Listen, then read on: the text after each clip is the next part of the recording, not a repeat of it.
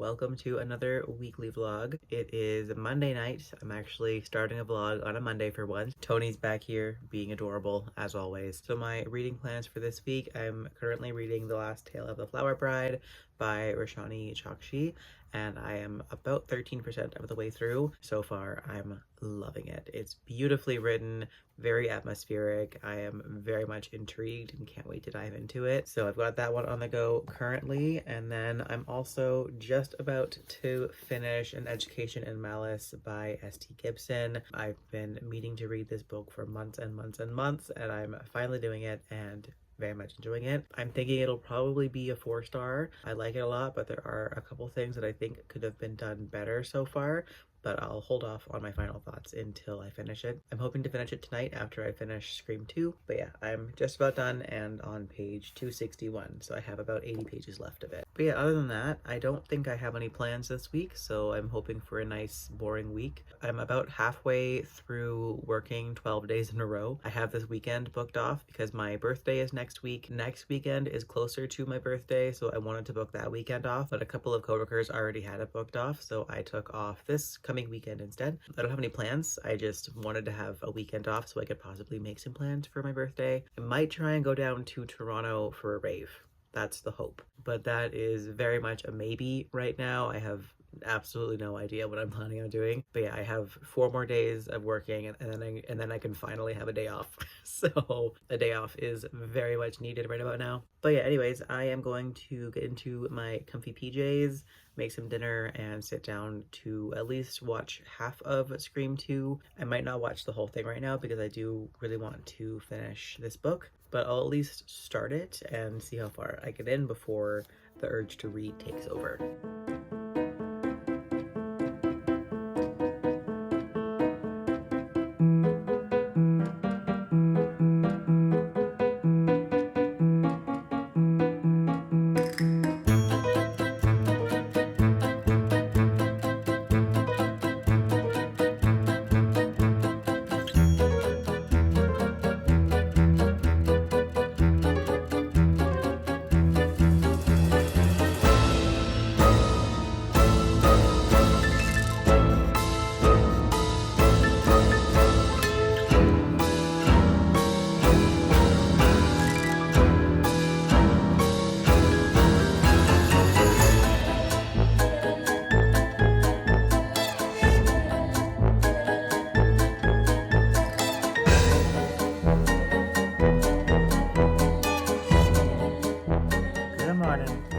Doing? It's Thursday morning. I've got a couple of reading updates. So first and foremost, I did finish An Education in Malice the other day. I finished this on a Monday night and I'm giving it a 3.5 star, which is a great rating. I know that. However, I was really hoping for a 5-star here. I think my issue with this book is that it just didn't quite push far enough, you know? I felt like the author was holding back the entire time. For some reason, there were a lot of great elements in this book. It was atmospheric, but it could have been more atmospheric. The characters were great, but they could have had more depth. The plot was interesting, but it could have gone so much farther. The horror elements were there, but not as much as they could have been.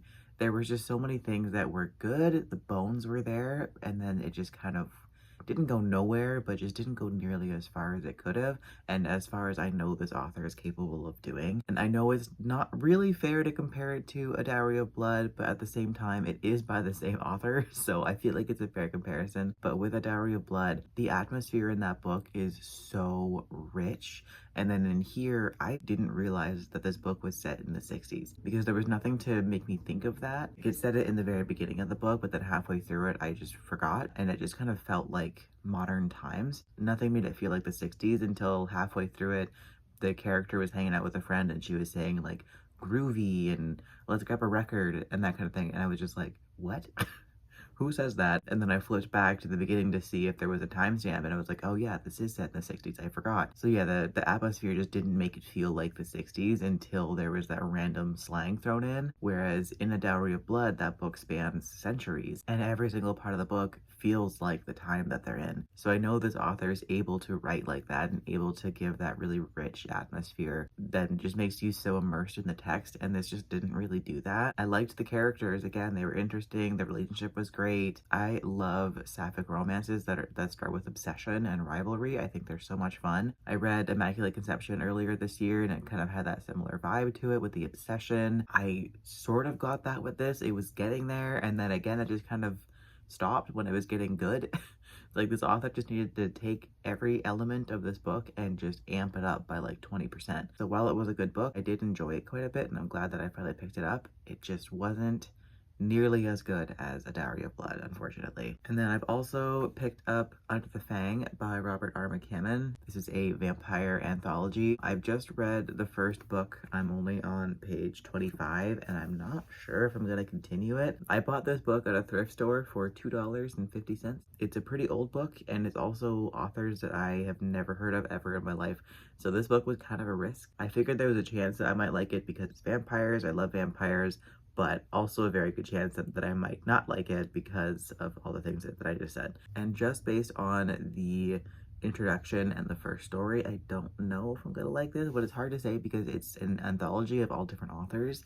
So there might be a story in here that I end up really liking, and it's hard to base an entire anthology off of the first story when everything else might be completely different. But I think they're all following a similar theme. The introduction kind of sets up how all of the stories are going to follow a similar theme, where these are not typical vampires. They were actually biochemically engineered. So I love vampires because I love the gothic, romantic part of it. I love the idea of these ancient vampires who have seen millennia pass. I think that's so interesting. So having a world that is run by vampires, but they've all only been vampires for like 10 years because they were created to be so, that is much less interesting to me.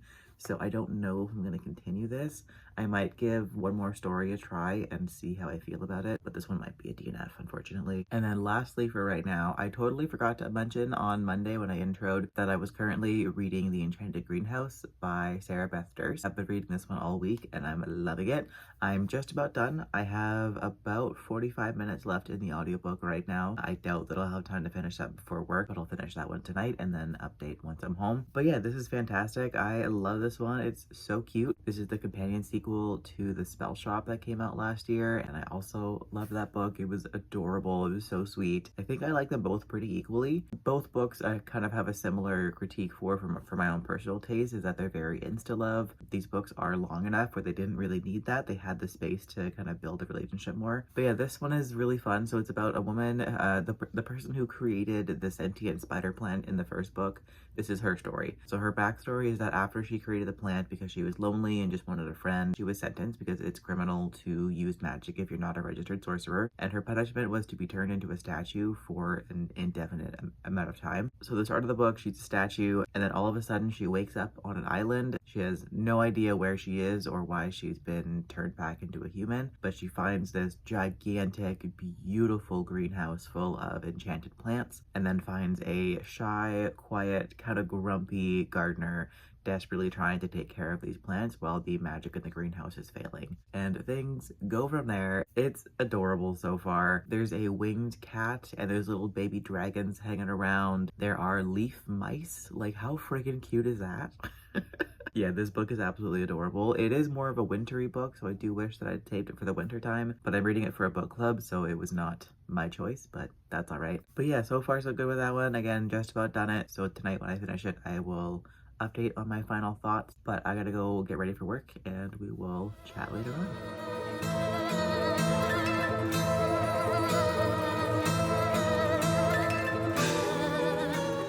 Quick, not a full update. I just wanted to talk about something cool. So one of the cool perks of my job is that I get to rent cameras. If you don't know, I've recently changed jobs where I'm now working at a camera store. So yeah, I get to rent cameras from work for free and just try them out for a couple days. And so right now I was just filming a video and I'm currently renting out the Sony a6700 with a Sigma 16-300 lens. I'm going on a hike tomorrow, so I figured I would take out a longer zoom lens. But yeah, I just filmed a video with it and I love it. Oh man, it's so nice. For all of my sort of sit down videos, I've just been using my old camera, which is a Canon 5D Mark III.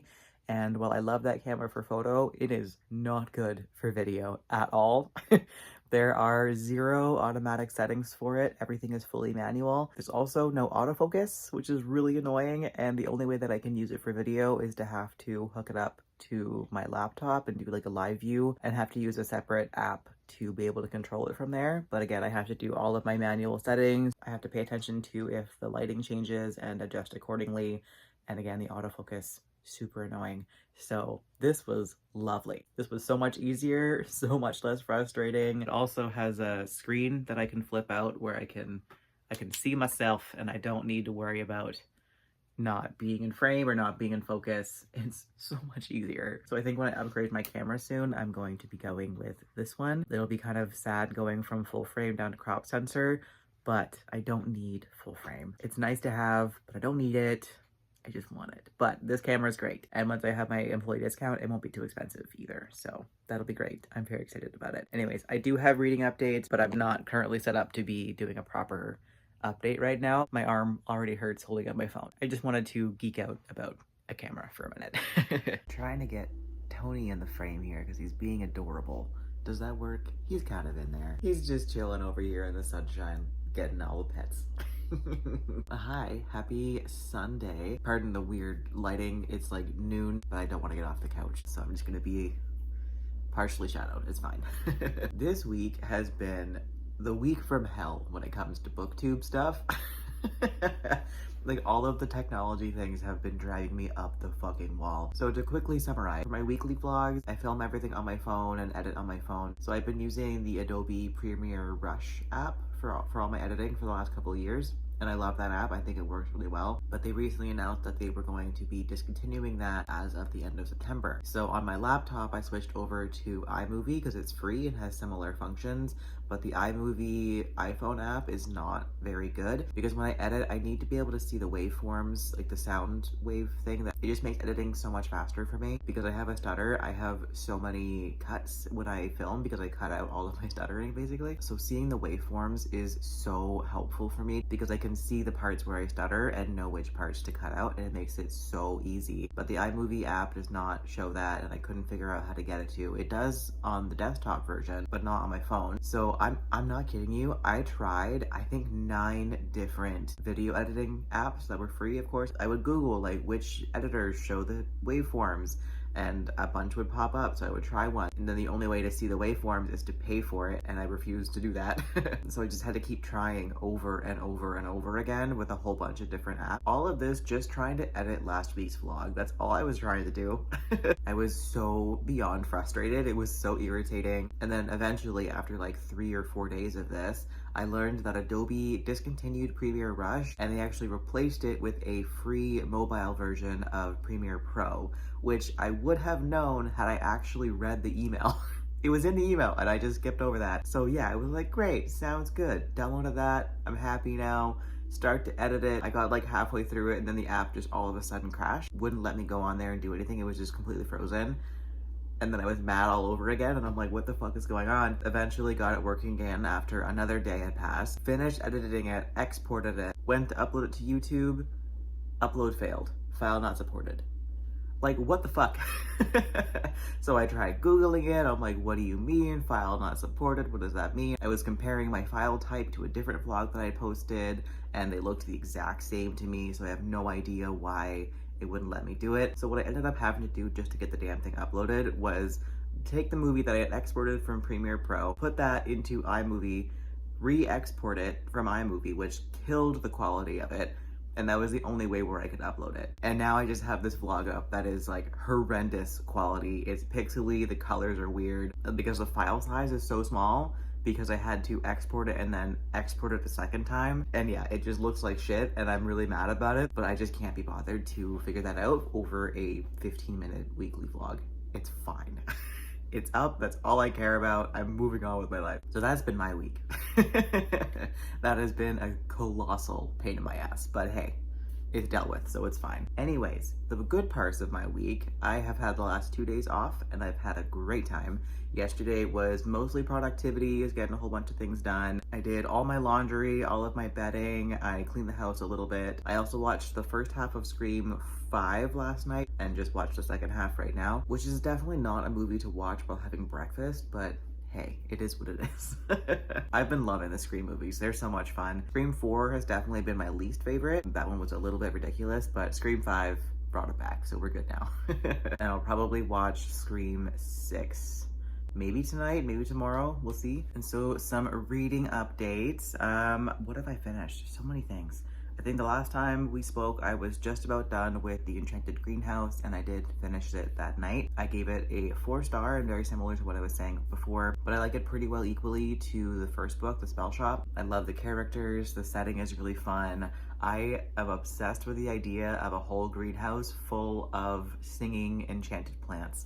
That's so much fun. And again, I'm still not over the leaf mice. That is just so adorable. And I really hope there's fan art out there of the leaf mice and just all of the things that are in this book. That would be great to see. But yeah, this was a great time. I really enjoyed it. I thought it was fun. It was well written. It was well paced. I love the characters. It was fairly predictable. Mainly all of the more heartwarming parts of it. It was like you can kind of see it coming, but it was still fun to read. I still thoroughly enjoyed all of that and had a great time with it. And then actually right after finishing that, I ended up picking up the audiobook for The Ghosts of Rose Hill by what I think is R.M. Romero. This was a book club read for Cozy Quill, and I listened to the whole thing in one night. It was very short. I think the audiobook took me like maybe less than 2 hours to get through. And this was fine. I really liked the setting and kind of what the characters had to say. The main character is a teenager who is sent to Prague for the summer. And while she's there, she is Jewish. So she's kind of going around the city and seeing the history of her people. And she ends up making friends with a ghost, and some things go from there. There's somebody trying to steal her soul, basically. I really liked the sort of fairy tale quality to this one. I thought it was really interesting. The main character kind of drove me nuts in some ways.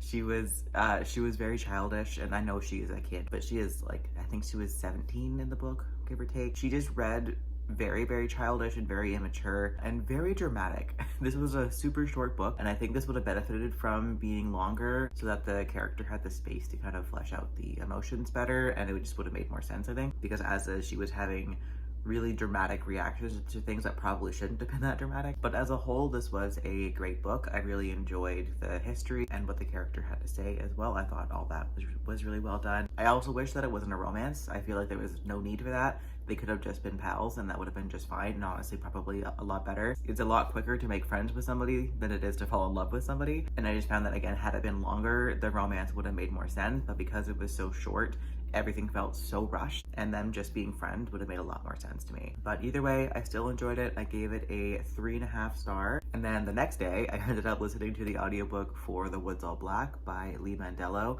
but that is for a separate vlog that I'm doing where I retry books that I DNF. So I'm not going to share my thoughts here, but know that it was read. And then finally, for right now, I managed to finish The Last Tale of the Flower Bride. I finished that one last night, and I had a decent time with it. I loved the beginning. I loved the ending. The middle was so hard to get through. I was so bored for like literally 70% of this book. I was really not enjoying my time in the middle of it, but I was waiting for it to get really good, so I just kind of kept reading it. And yeah, I mean, like, the ending was good. I don't know if it was worth it, but I didn't actually predict the ending. The twist was well done, so that was great. But yeah, I don't really have much to say about this one, to be honest. The writing style was beautiful.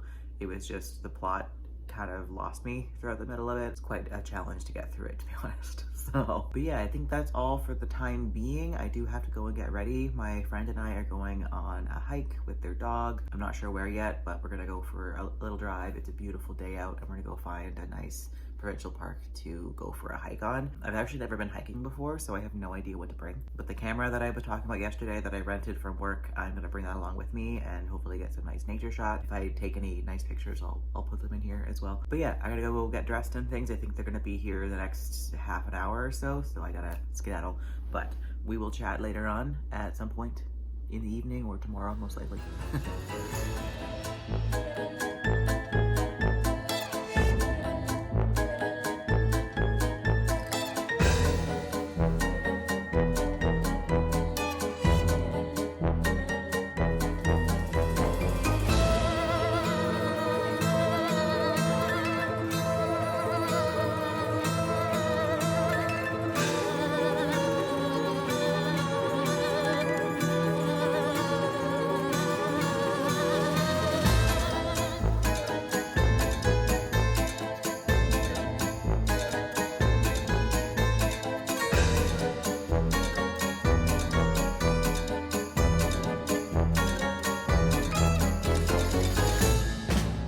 forgot to outro yesterday. My bad.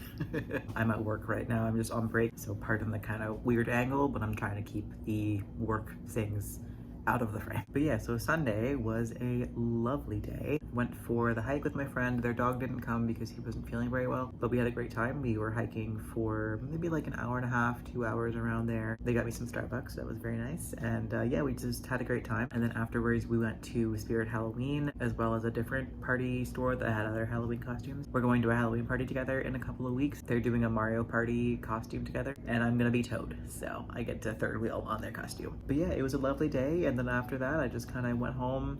I watched Scream 6, which was excellent. I really liked that one. And I've now watched all of the Scream movies almost entirely in this last week. I typically only watch maybe 2 or 3 movies per month, but this week I managed to watch 6 movies in 7 or 8 days, which is baffling to me. But I'm very happy that I finally watched all of the Scream movies. They were fantastic. I definitely need a little bit of a break from horror though. I'm starting to get a little paranoid at home and hearing weird noises and kind of freaking out, so I need to take a bit of a break and just read something joyful. So I did start a couple of things on Sunday as well, but there's no point in mentioning it here. I'll just talk about them in next week's vlog instead, which means that'll do it for this week's vlog. So thanks for watching as always. I hope you're having a great day, and I will catch you in the next video.